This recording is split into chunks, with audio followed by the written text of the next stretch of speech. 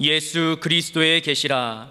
이는 하나님이 그에게 주사 반드시 속히 일어날 일들을 그 종들에게 보이시려고 그의 천사를 그 종 요한에게 보내어 알게 하신 것이라.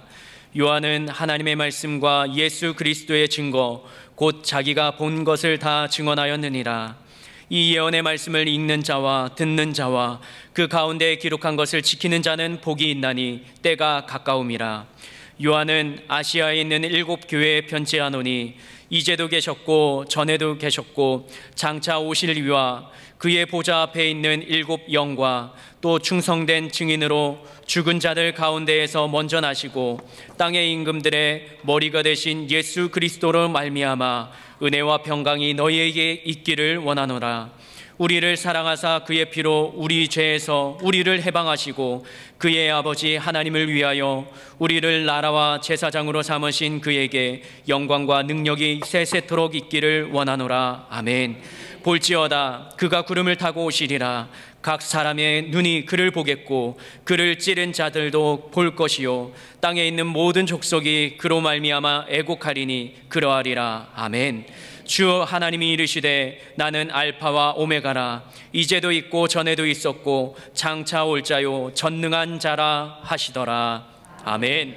오늘은 요한계시록 1장 1절로 8절 말씀을 가지고 주님은 알파와 오메가십니다, 그런 말씀으로 은혜를 나누고자 합니다. 요한계시록은 참 관심이 가고 또 공부하고 싶고 연구하고 싶은 그런 성경 챕터인데, 어떤 교수님이 저에게 그런 말씀 하시더라고요. 오 목사, 요한계시록 가지고 설교할 생각 하지 마라 이러시더라고요. 네네, 본전도 못 찾는다 이런 얘기겠죠. 그래서 제가 1절부터 8절 말씀을 가지고 설교할 텐데, 말씀을 전할 텐데 제가 정신을 바짝 차리고 여러분들도 바짝 차리고 그렇게 은혜 받는 시간 되기를 간절히 바랍니다. 요한계시록이 무슨 책이냐라고 하는 건데요, 요한계시록은 요한계시록 1장 계시록 1장 1절에 이렇게 나와 있습니다. 네, 뭐라고 기억되어 있습니까? 우리 같이 한번 읽어볼까요? 시작. 예수 그리스도의 계시라. 이는 하나님이 그에게 주사 반드시 속히 일어날 일들을 그 종들에게 보이시려고 그의 천사를 그 종 요한에게 보내어 알게 하신 것이라. 아멘. 요한계시록은 무슨 책이냐? 바로 이 요한계시록은 어떤 책이냐? 바로 예수 그리스도의 계시라라고 말하고 있습니다. 한마디로 요한계시록은 누구에 관한 책이냐? 바로 예수 그리스도에 관한 책이다. 예수 그리스도께서 주신 계시다라고 하는 말씀입니다. 계시란 말은 감추인 것을 드러내다, 덮은 것을 이렇게 벗겨짐으로 보여주다, 이렇게 드러내다, 또 이렇게 하는 것입니다. 그러므로 요한계시록의 말씀을 자세하게 읽고 그 말씀을 묵상하다 보면 뭘 이렇게 알 수 있다고요? 예수님을 알 수 있다는 거죠. 아멘이십니까? 네. 요한계시록 1장부터 22장까지인 전체의 주제는 바로 단 한 가지입니다. 예수 그리스도라는 것입니다.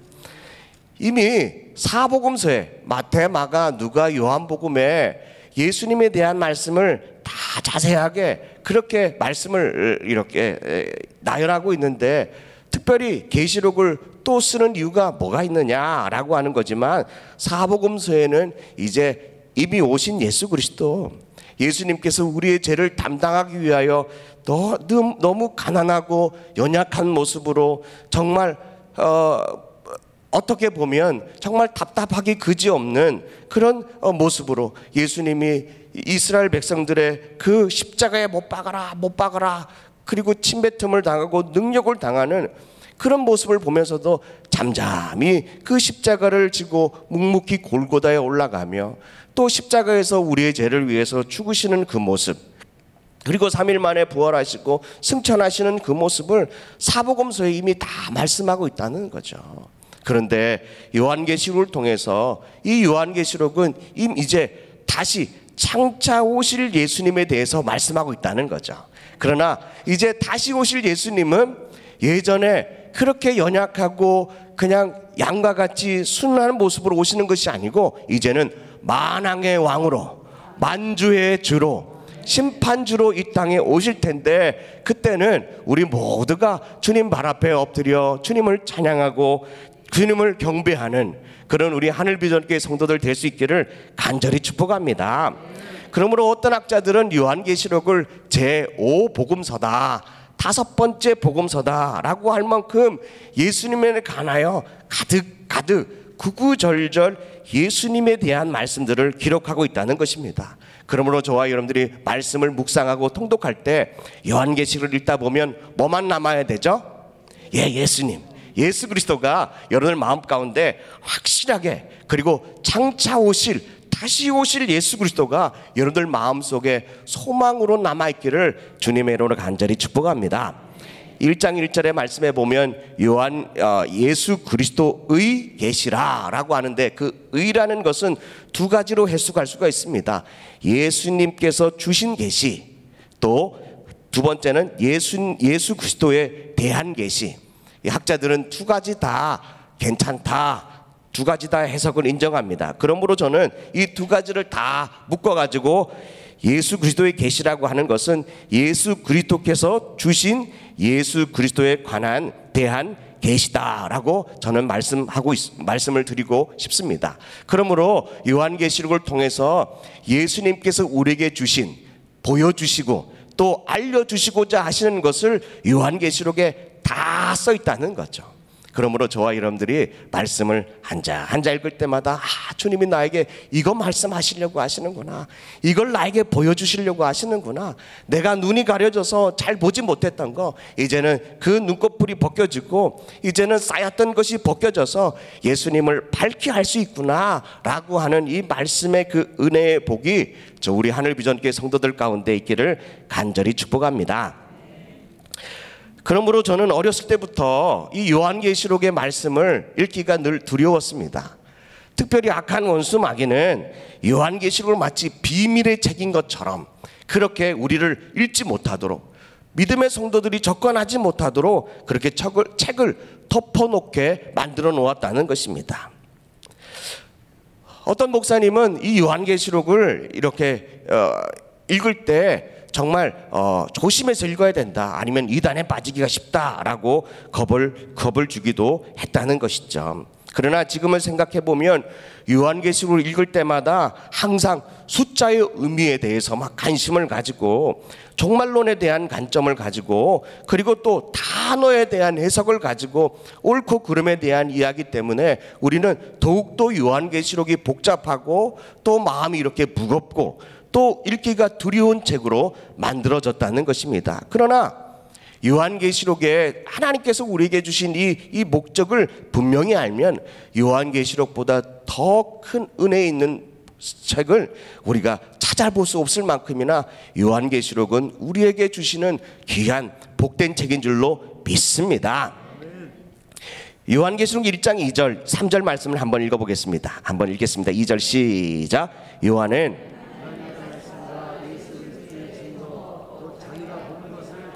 하느니라. 3절입니다. 이 예언의 말씀을 읽는 자와 듣는 자와 그 가운데 기록한 것을 지키는 자는 복이 있나니 때가 가까움이라. 아멘. 하나님께서 특별히 사도 요한을 택하시고 그에게 예수 그리스도를 보여주셨다는 거죠. 그가 본 것에 대하여 하나도 남김없이 다 증언했다는 겁니다. 근데 이 예언의 말씀을 세 가지입니다. 읽는 자, 아멘. 또 듣는 자, 아멘. 셋째는 그 가운데 기록한 것을 지키는 자는 뭐가 있다고요? 복이 있는 줄로 믿습니다. 요한계시록에는 7가지에 대하여 복을 말씀하고 있는데, 오늘 첫 번째 복이 뭐냐면 이 예언의 말씀을 읽는 자. 예전에는 이 성경책이 없으니까요, 앞에 있는 이 랍비나 누가 성경을 읽는 사람이 쭉 성경을 읽어주는 거죠. 그 성경을 읽어줄 때 우리는 어떡합니까? 그 성경의 말씀을 듣는다는 거죠. 말씀이 없으니까 우리는 그 성경 한 구절 한 구절을 주의 깊게 경청하여 듣는다는 거죠. 그런 사람이 복되다는 거죠. 여러분들, 읽는 사람도 복되다는 겁니다. 그런데 듣는 사람도 복되다는 거예요. 기가 막힌 말씀 아닙니까? 그런데요, 그 가운데 지키는 자도 복이 있다는 거죠. 사랑하는 성도 여러분, 우리 하늘비전교회가 이제 얼마 남지 않은 2020년도에 성경을 읽기로 작정하고 매일 성경을 읽기로 합니다. 여러분들, 읽으면 뭐가 된다고요? 복이 됩니다.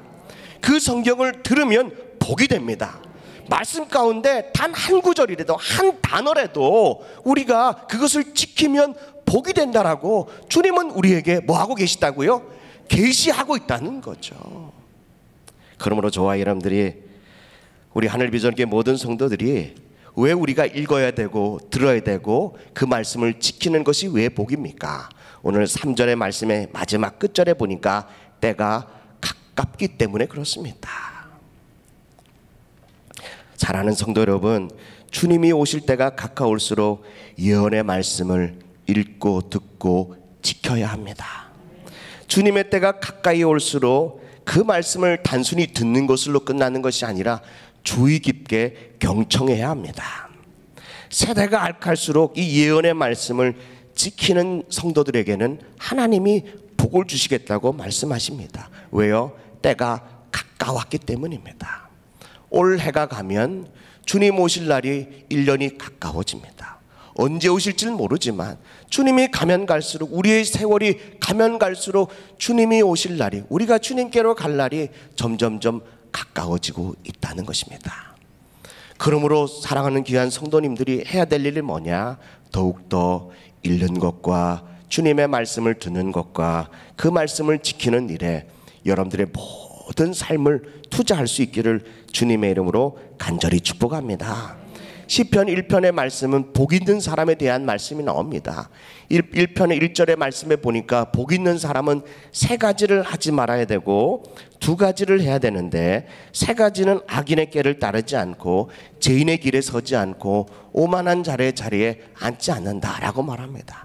여러분들, 복 있는 사람이라고 하는 그 단어 그 뒤로부터 손가락으로 이렇게 딱 가리고요, 복 있는 사람은 어떤 사람이냐? 2절에 이렇게 나와 있습니다. 2절에는요, 오직 여호와 율법을 즐거워하며 그의 율법을 주야로 묵상하는 도다라는 것이죠. 악인은 늘 악한 생각에만 묵상하지만 복 있는 사람은 주님의 말씀을 묵상하는 줄로 믿습니다. 주님의 말씀을 묵상하면 어떤 복을 받느냐? 두 가지의 큰 복을 받는데 3절의 말씀에 보니까 그 모든 일이 다 형통하리로다라는 거죠.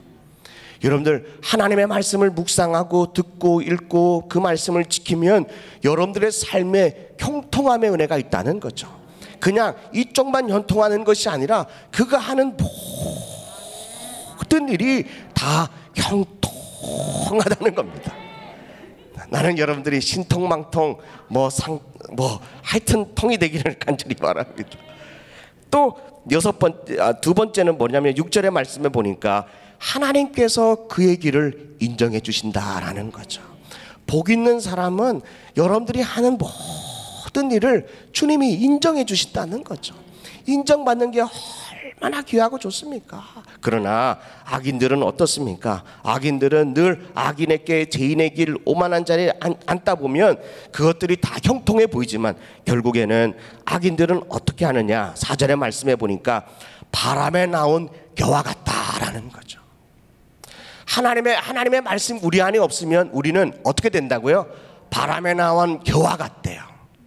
여러분들 꼭 그 말씀을 꼭 명심하십시오.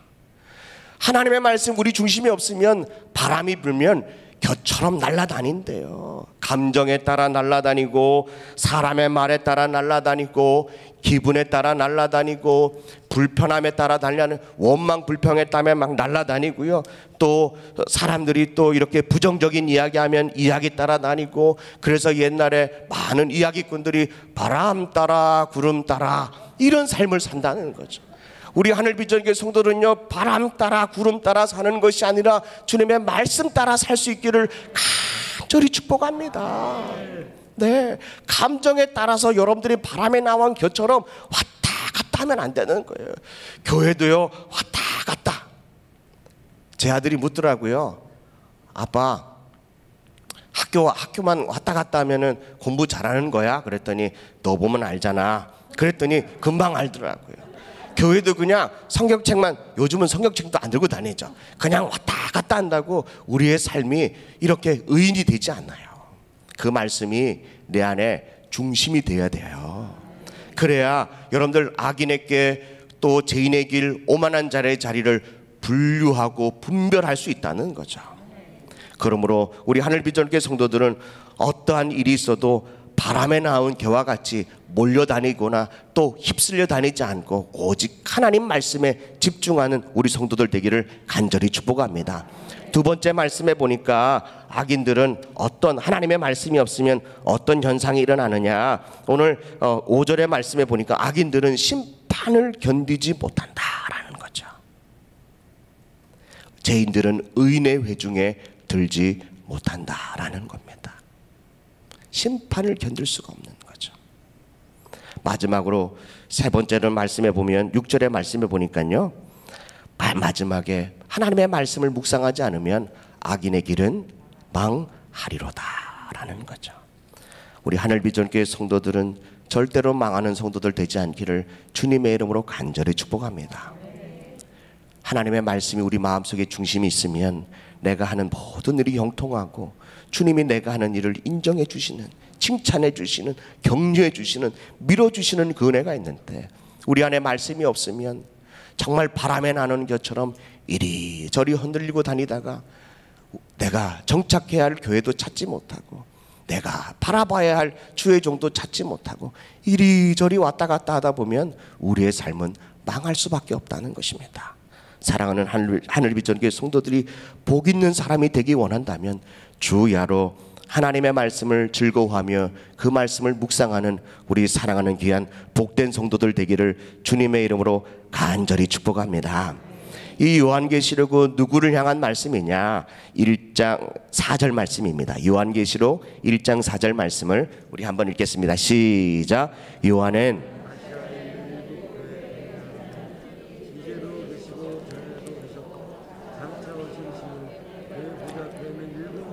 아멘. 요한계시록은 누구를 향한 편지냐? 바로 아시아에 있는 7 교회에 향하여 편지하는 것입니다.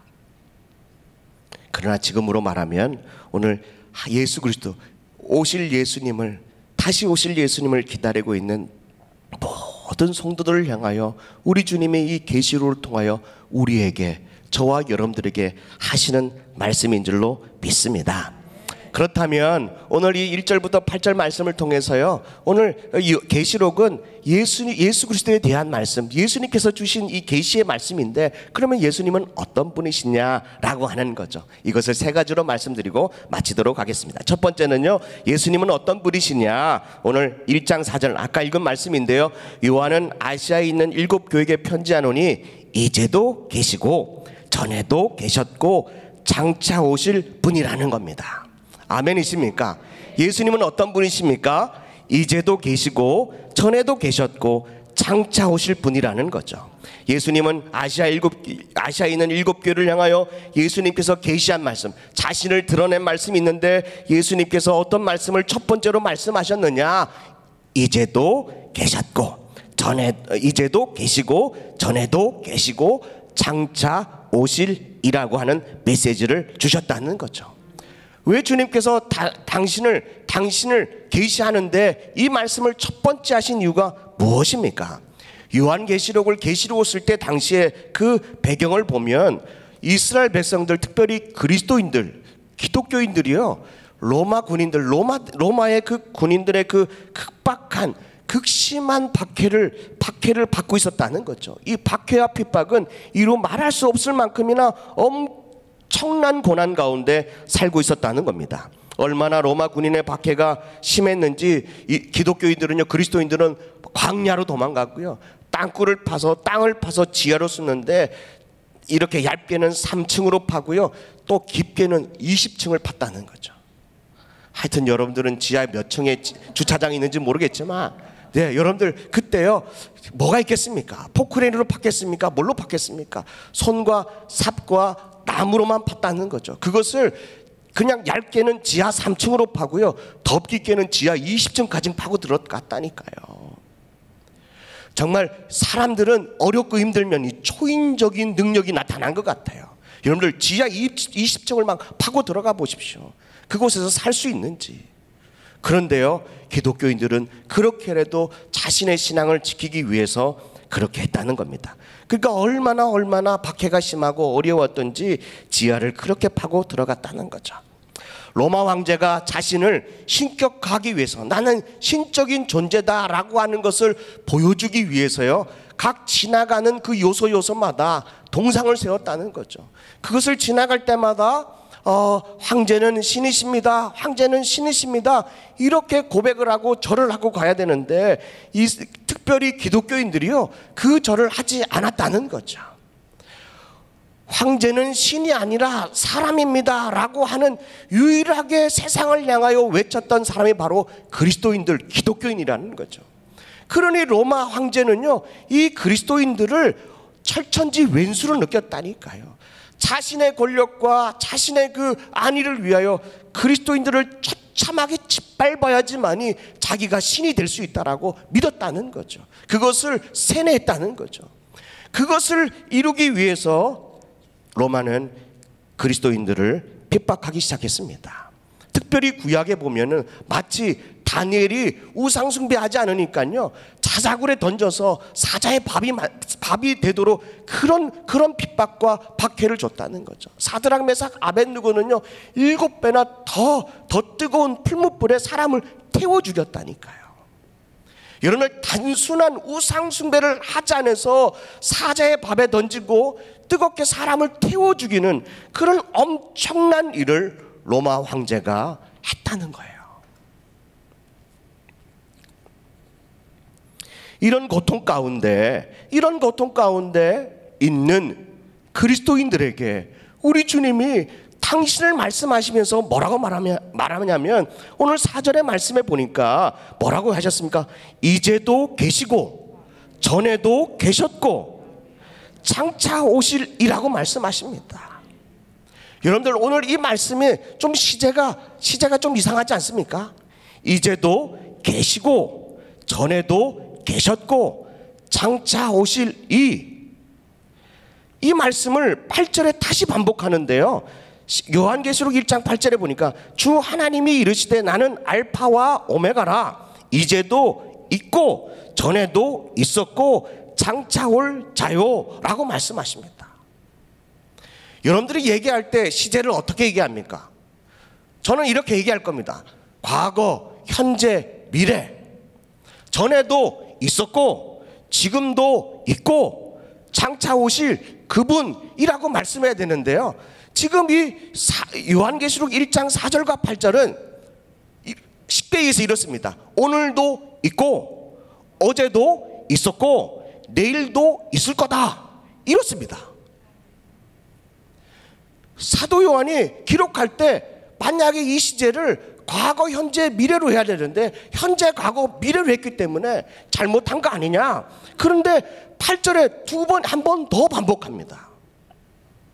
그렇다면 우리가 말하는 어법상 과거, 현재, 미래로 해야 되는데 시간의 흐름상으로 해야 되는데 잘못했다면 성경을 연구하는 학자들도 이것을 수정했을 것입니다.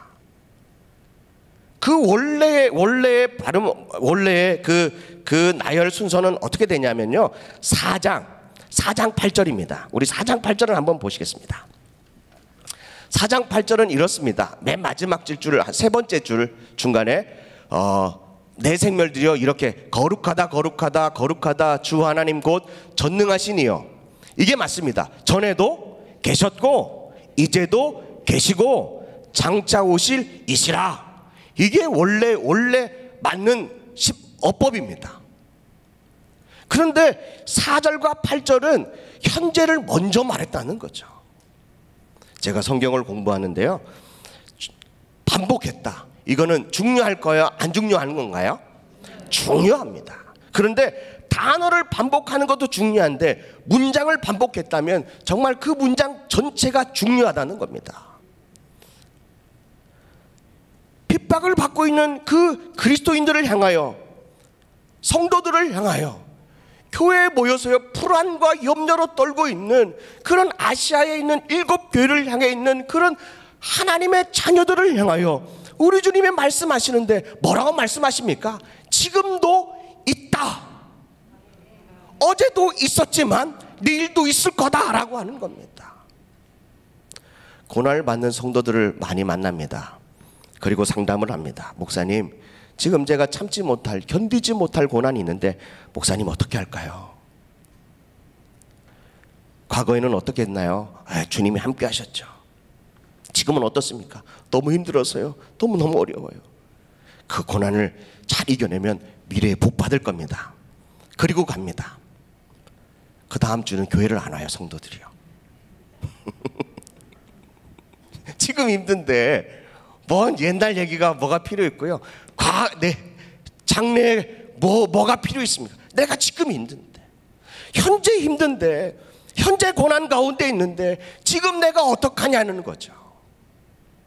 근데 요한계시록은 주님은 뭐라고 말씀하십니까? 지금 힘들어하고 있는 성도들을 향하여 내가 지금도 너와 함께하고 있다, 이걸 강조하고 있다는 거죠. 지금도 고난받고 있는 그 지금도, 그 현장에 내가 너와 함께하고 있다. 그리고 전에도 너와 함께 있었다.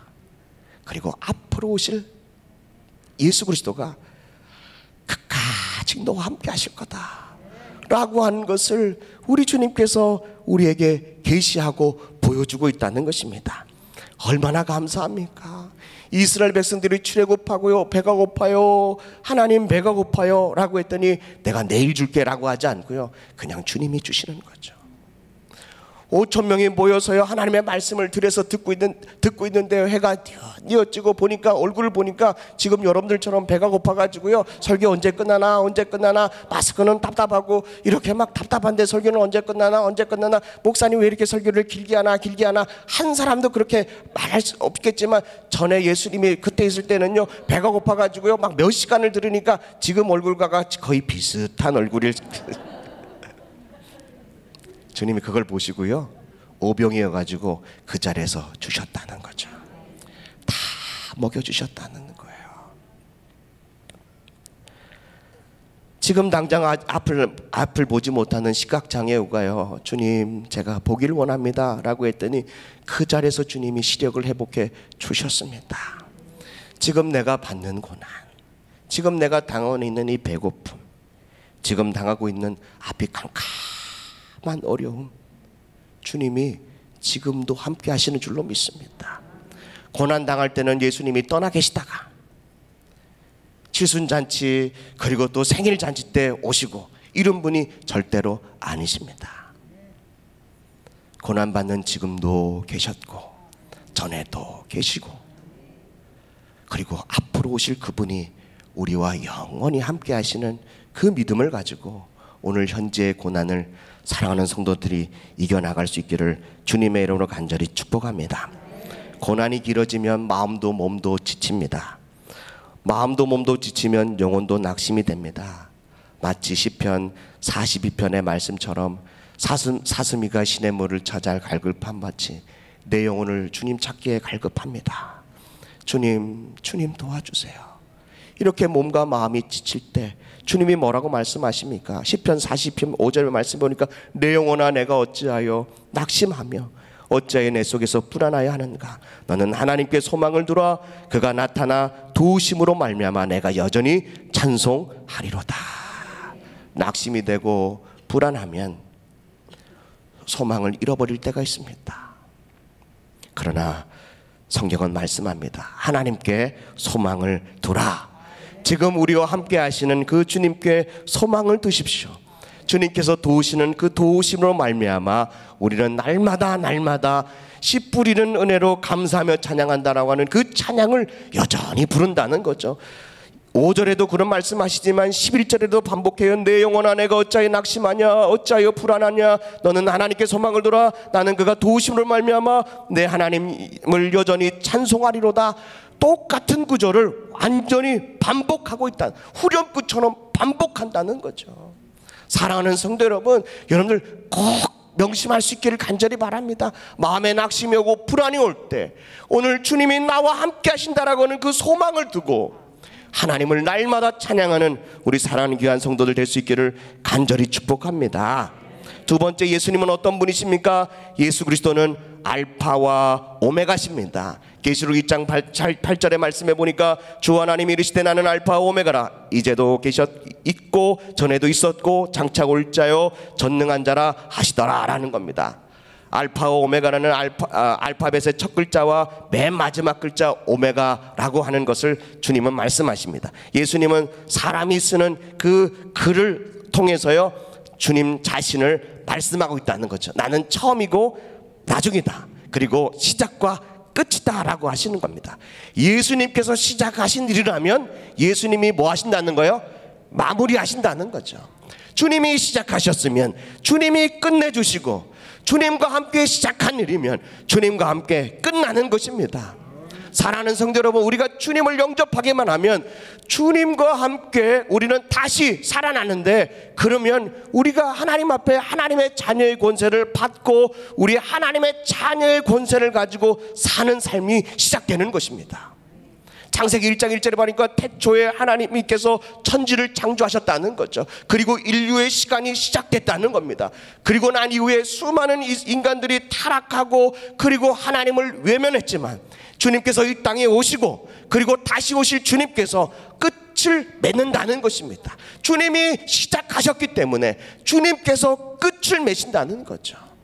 그러므로 우리는 주와 함께 하면 시작도 주님이 하시고 끝도 주님이 하시기 때문에 그 주님을 바라보기만 하면 우리의 삶도 우리의 고난도 언젠가는 끝나는 줄로 믿습니다. 그러므로 주님 안에 있으면 이전 것은 지나갔고 새로운 피조물이 되는데, 우리의 삶이 주님과 함께 더불어 거룩한 삶이 시작되면 그때부터 우리에게는 뭐가 또 다시 시작되냐면 마태복음 5장 10절 11절의 말씀해 보니까 의를 위하여 박해를 받는 자는 복이 있나니 천국이 그들 것임이라. 나로 말미암아 너희를 욕하고 박해하고 거짓으로 너희를 거스려 모든 악한 말을 할 때는 너희에게 복이 있다라고 말씀하십니다. 하나님의 자녀가 되는 순간 악한 원수 마귀로부터 박해와 핍박을 받게 됩니다. 그러나 염려하지 마십시오.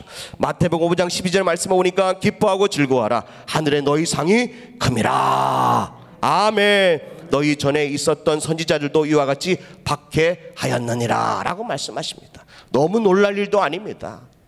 너무 두려워할 일도 아닙니다. 주님과 함께 시작했으면, 하나님의 자녀의 삶이 시작됐으면, 그러나 또한 그 하나님의 자녀에게 주시는 그 어려운 박해와 고난이 있다 할지라도 주님이 우리와 함께 하심으로 전에도 지금도 또 이후에도, 그리고 알파와 오메가 되시는 그 예수 그리스도께서 우리의 고난도 다 끊어주실 줄로 믿습니다. 왜냐하면 주님께서 우리에게 큰 상을 주시겠다고 말씀하셨기 때문에 그런 줄로 믿습니다. 알파와 오메가, 나는 처음이고 마지막이다 라고 하는 이 말씀을 할 때요 요한계시록에만 3번 1장에도 나오고 21장에도 나오고 22장에도 나옵니다. 이 말씀을 나올 때마다 성경은 뭐라고 말하냐면은, 어렵고 힘든, 또 21장에는 뭐라고 나오냐면요, 처음 하늘과 처음 새 땅은 다 없어지지만 보라 새 하늘과 새 땅이 있을 거다 라고 말씀하십니다. 그러면서요 여러분들의 힘들고 어려운, 이제는 다시는 눈물 흘릴 일이 없고 사망이 없고 애통할 일이 없고 아픈 것이 없을 거다. 왜냐하면 나는 알파와 오메가요 처음이고 마지막이기 때문에 그렇다라고 말씀하시는 거죠. 사랑하는 성도 여러분, 주님은 알파와 오메가라고 말씀하셨다면 우리의 고난도 끝이 있다는 것입니다. 우리의 이 어려움도 끝이 있다라고 하는 것입니다. 이것이 바로 요한계시록 고난을 받고 있는 그리스도인들에게 하시는, 주님께서 주시는 주님의 마음이라는 거죠. 제가 고난받고 있고 아플 때 내일이면, 오늘만 참고 내일이면 끝나니까 끝난다라고 알면 얼마나 기분 좋겠어요. 그렇죠. 오늘 내가 이렇게 큰 병이 있는데 오늘만 앓고 내일이면 끝난다 하면 오늘 참을 수 있잖아요. 그래도 못 참겠습니까? 오늘 배고픈데 이제 예배 마치고 밥 먹을 생각하면 지금 참을 수 있잖아요. 빨리 끝나는 게 낫겠습니까? 고난이 언제 끝나는지만 알면 참을 수 있다는 거죠. 주님께서 말씀하고 있다는 거죠. 내가 처음이고 마지막이다. 주님이 시작하고 주님이 끝냈다. 그러므로 우리가 주님 안에 있으면 시작도 주님이 하시고 끝도 주님이 하신다. 그러므로 우리가 뭐 할 수 있다고요? 견딜 수 있다는 것입니다. 참을 수 있다는 것입니다. 주님을 바라보고 그 믿음을 지킬 수 있다는 것입니다. 마지막으로 주님은 어떤 분이시느냐? 전능하신 분이시다라고 말합니다. 요한계시록 1장 8절의 말씀의 마지막 절에 보니까요, 장차 올 자요 전능한 자라 하시더라 합니다. 예수님은 전능하신 분이십니다.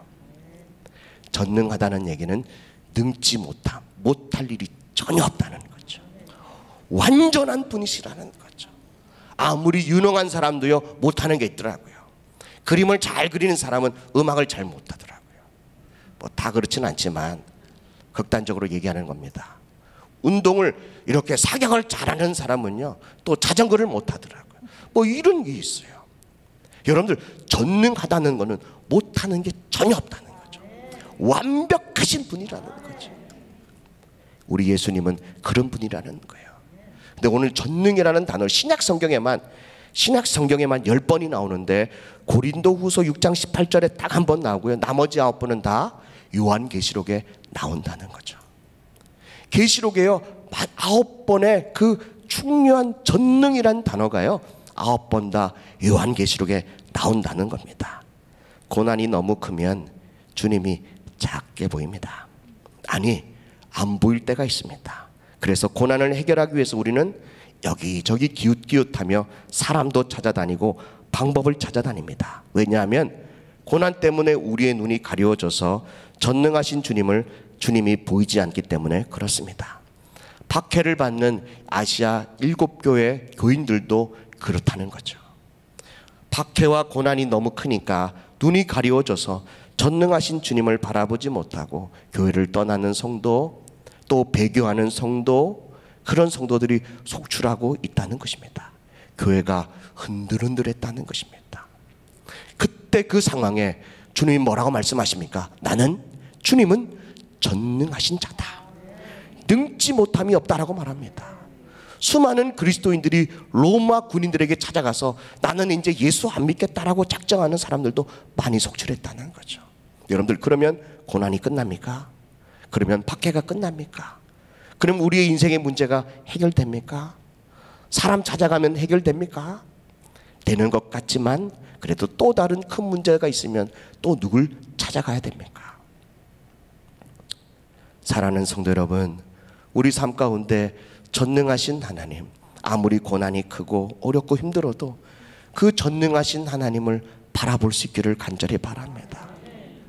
고난 가운데 다시 오실 주님, 구름 타고 오실 그 주님을 바라볼 때, 여러분들의 눈을 들 때 주님이 위로해 주시고 역사해 주시고 놀랍게 우리 삶 가운데 이럴 줄도 믿습니다. 복음성가에 보면 괴로울 때 주님의 얼굴 보라, 우리 찬양팀도 나와주시고요, 여러분들 가사를 한번 띄워주시면 한번 보겠습니다. 괴로울 때 주님의 얼굴 보라, 평화의 주님 바라보아라, 세상에서 시달린 친구들아 위로의 주님을 바라보아라, 힘이 없고 내 마음이 연약할 때 능력의 주님을 바라보아라, 주의 이름을 부르는 모든 자는 힘주시고 늘 지켜주시리라 말씀하십니다. 사랑하는 성도 여러분, 괴롭습니까? 주님을 바라보십시오. 그 주님은 전능하신 분이십니다. 힘이 없고 마음이 연약해집니까? 능력의 주님을 바라보십시오.